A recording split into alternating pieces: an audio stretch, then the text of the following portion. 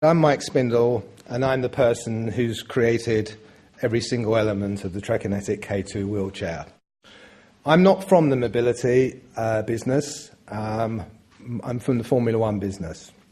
But we identified a need by seeing somebody in a wheelchair, and it seemed to me that this product really was not something for the 21st century. I just also want to say something about the term inventors. I think it's a bit of a pompous title, and it sounds like some superhuman who invents a groundbreaking invention every day of his life. I think instead, really, that we are designers. We're people who constantly question how things are done, who maybe a few times in our lives come against a problem which either in a moment of clarity or by painstaking development we find a better way around. I think the key is noticing the problem in the first place and noticing that that problem has a poor solution. It might be something in your daily life or something that seems at odds with the modern world, just like I did back in 2000.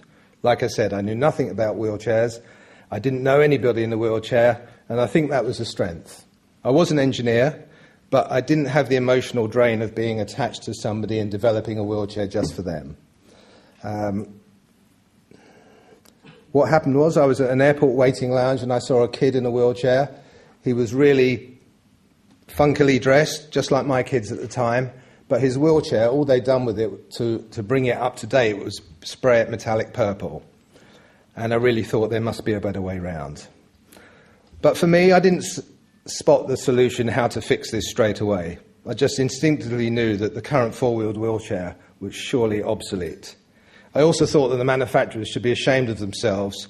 At this time, it was the millennium year, and all they could offer was just painting it purple, as I said. So, first thing, be sure that the problem you have identified doesn't already have a better solution, and you've just seen a poor solution. If there is not a solution, you should start making sketches, buy lots of notepads and pens, and I recommend keeping one by your bedside table, because I guarantee you'll have your best solutions when you can't sleep at night. And there'll be a lot of that. Once you've come up with a solution, make a simple model to see if it will work. Use anything at hand to prove it work. A lot of people laugh, but I use my son's Meccano sets about 100 times more than he ever did to check the linkages on the Trekinetic would actually work out. Because I imagined how they would work, but I couldn't quite be sure, and they helped a lot. The wheelchair has a variable wheel camber and a shock absorber system which needed checking out. But you've got to remember that it's the function that matters first, not what it looks like. It's no good making it look pretty if it doesn't work, and the key is not to kid yourself that you're clever when you're not. Be sure it's a good idea, because you could sell anything with a big enough marketing budget, but in the end you'll be found out and your business will die quickly. The key to sustainable success is customers who like your product and competitors who can't copy it. I'd also, depending on your budget, recommend you don't have anything built professionally if you can. It's easy to spend a few £1,000 on a prototype just to find that it should have been much bigger and a different shape. I've found that you can make most things from MDF or bits you can find in DIY shops just to prove the concept. If you need an electric motor, you don't have to go to a motor manufacturer. You could buy a hairdryer in Argos, use that, and see if it worked. And a really unscrupulous person might put it back and get their money back.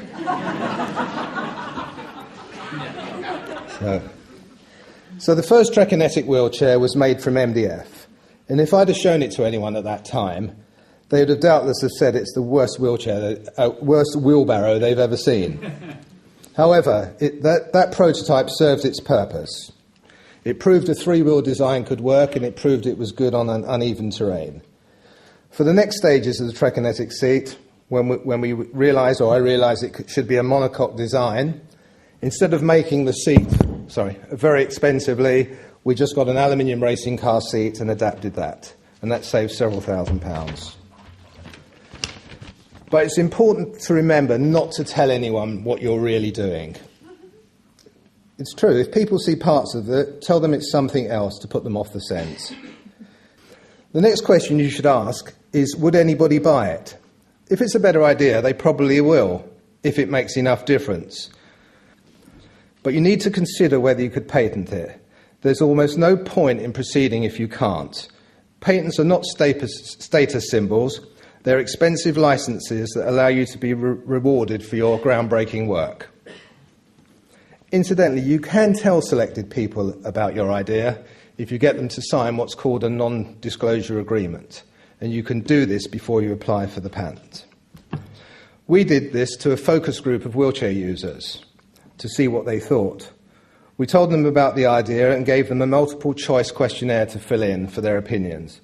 And that was really good because in an oral focus group where everybody's talking, the person who likes to talk the most gets most of the attention. But we found with the questionnaire, people gave us honest, considered answers, and sometimes we spent half an hour filling it out. However, whatever your idea is, you're going to have to face the painful fact that someone else might have invented that first. So use the facilities here, the Patent Office website, and read everything. So it comes to the crunch, and most people find the hardest part. Patent application using a patent agent will cost you around about £2,500 for 12 months protection. But there won't be any searches, just protection, and then it costs even more. So if raising the cash is going to be a problem, consider borrowing it or selling the idea to someone else that you can get royalties from. But the Patent Office and the facilities here offer free advice. And the Patent Office, especially I found on the phone, you can get through quite easily, and they're really helpful. So you've put the application in, and so what? Well, you've got 12 months' grace to work out what to do with this facility you've got of basically where in that 12 months nobody else can copy you. I wouldn't sit back for a second, because that 12 months will go very fast and you'll think of better ways in which to solve the problem in the first place. Nobody reads that patent application. It stays in the envelope for the 12 months, after which you have the opportunity to proceed with it further. But in any case, it will be published in 18 months. And that means the whole world in 18 months' time can go and see your patent application, and at that time you can't really proceed with it unless you've made previous arrangements.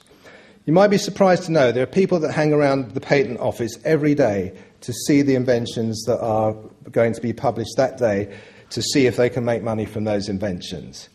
Now, they can copy them, but they can't patent them because it's already, when it's published, it goes into the public domain. So it's just something to bear in mind. You must find a way to cover the costs or find someone else who will. And it will help everyone if you have a clear plan how you can make some money from the idea. But if you're really enthusiastic about your product, you probably will be able to convince somebody else to help you. And remember, everybody's looking for the next big idea. The key is not to give up, not to discuss in detail, and sometimes sit down until you can think of a way to overcome a particular problem. When I realised the Trekinetic Wheelchair wouldn't run in a straight line, it was possibly one of the worst moments of my professional career. But it took a year of trying various things, and we finally solved the problem. Now it's one of the world's straightest running wheelchairs, so much so that a one-armed person can use it and still make it steer.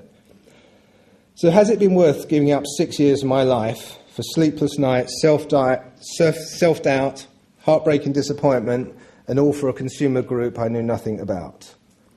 Well, I'd say unreservedly yes. Now the Trekinetic is in daily use in over 28 countries, and almost every wheelchair user wants to know about it and wants to try it and would like to buy one. The company is growing at an exponential rate, and we've created a market that did not...